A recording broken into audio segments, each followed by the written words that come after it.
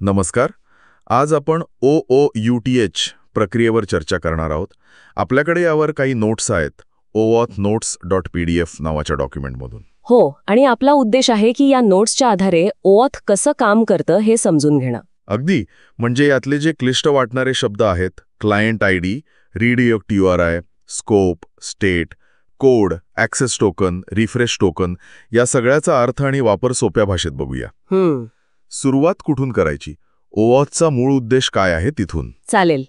थोडक्यात सांगायचं तर पासवर्ड न देता दुसऱ्या ॲपला आपल्या डेटामध्ये मर्यादित प्रवेश द्यायची ही पद्धत आहे, बरोबर? एकदम बरोबर.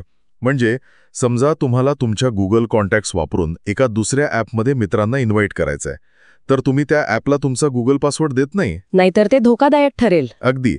त्याऐवजी गुगल तुम्हाला विचारतं, या ॲपला फक्त तुमचे कॉन्टॅक्ट्स बघण्याची परवानगी देऊ का? तुम्ही हो म्हटल्यावर गुगल त्या ॲपला एक तात्पुरती किल्ली म्हणजे ॲक्सेस टोकन देतं. अच्छा, मग ही प्रक्रिया नक्की सुरू कशी होते? नोट्समध्ये क्लायंट आयडी आणि रिडायरेक्ट URIचा उल्लेख आहे. हो, कोणतं ॲप परवानगी मागताय हे ओळखण्यासाठी क्लायंट आयडी लागतो आणि परवानगी दिल्यावर युजरला परत कुठे पाठवायचं यासाठी रिडायरेक्ट URI. आणि स्कोप पण लागतो ना, म्हणजे नक्की कसली परवानगी हवी आहे? कॉन्टॅक्ट्स बघायची की प्रोफाईल बघायची? बरोबर. स्कोप म्हणजे परवानगीची मर्यादा, फक्त गरजेपुरतीच परवानगी मागावी हे तत्व आहे. आणि इथे एक स्टेट पॅरामीटर पण येतो. तो कशासाठी असतो? नोट्समध्ये म्हटलंय की तो सेशनमध्ये स्टोअर करतात. हो, स्टेट हा खूप महत्वाचा आहे. सुरक्षेसाठी आपण एक रॅन्डम व्हॅल्यू तयार करतो, तिला स्टेट म्हणतो. युजरला ऑथरायझेशन सर्व्हरकडे पाठवण्यापूर्वी ही व्हॅल्यू आपण युजरच्या सेशनमध्ये साठवतो. सेशनमध्ये म्हणजे ब्राउझरमध्ये तात्पुरते? हो, आणि तीच व्हॅल्यू आपण ऑथरायझेशन रिक्वेस्टसोबत पाठवतो. जेव्हा सर्व्हर युजरला आपल्या रिडायरेक्ट URIवर परत पाठवतो तेव्हा हा स्टेट परत येतो. ओके, आणि मग आपण तपासतो की परत आलेला स्टेट आणि आपल्या सेशनमधला स्टेट सारखा आहे का. अच्छा, ही तपासणी का गरजेची आहे? ही CSRF म्हणजे क्रॉस साईट रिक्वेस्ट फॉर्जरी हल्ल्यांपासून वाचवते. म्हणजे कोणीतरी दुसरी वेबसाईट आपल्या युजरच्या नावाने रिक्वेस्ट पाठवण्याचा प्रयत्न करत नाहीये ना याची खात्री होते. जर स्टेट जुळला नाही तर काहीतरी गडबड आहे. समजलं. म्हणजे स्टेट जुळला तर आपण पुढे जातो. मग आपल्याला मिळतो तो कोड.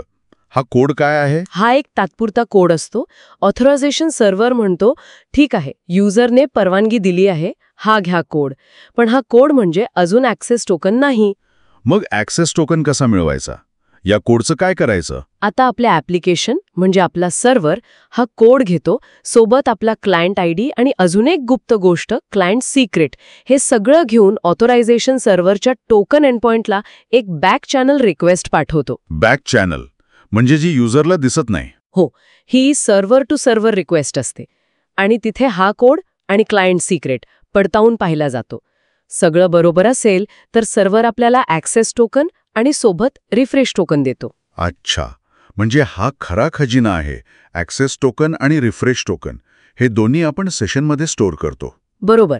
ॲक्सेस टोकन वापरून आपण युजरच्या वतीने API कॉल्स करू शकतो, जसे की त्याचं प्रोफाईल आणणं किंवा ईमेल वाचणं. हा टोकन सहसा कमी वेळेसाठी व्हॅलिड असतो. आणि तो एक्सपायर झाला की मग रिफ्रेश टोकनचा उपयोग होतो, बरोबर? अगदी. रिफ्रेश टोकन हा जास्त काळ टिकतो. जेव्हा ॲक्सेस टोकन एक्सपायर होतो तेव्हा आपण रिफ्रेश टोकन वापरून टोकन एंडपॉइंटकडून नवीन ॲक्सेस टोकन मिळवू शकतो. युजरला पुन्हा लॉग इन करायची गरज पडत नाही. हे खूप सोयीचं आहे. पण जर रिफ्रेश टोकन वापरून नवीन ॲक्सेस टोकन नाही मिळाला तर? म्हणजे टोकन रिफ्रेश फेल्ड अशी एरर आली तर?